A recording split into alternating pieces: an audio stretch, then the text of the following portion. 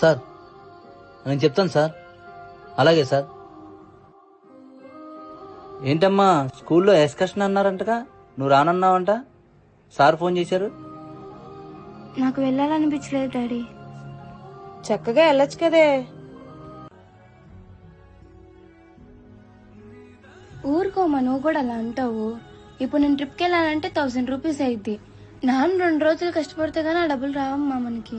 నా 2 గంటల ఎంజాయ్మెంట్ కోసం ఆ డబ్బుల్ని వృధా చేయడం నాకు ఇష్టం లేదమ్మా.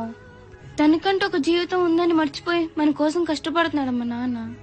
మనమే అర్థం చేసుకోపోతే ఎలా అమ్మా? మదిలో ఎంతో దిగులే ఉన్నా నవ్వుతూ నన్నే పెంచావు నాన్న. కరిగే మైనం నువ్వవుతున్నా నిసిలో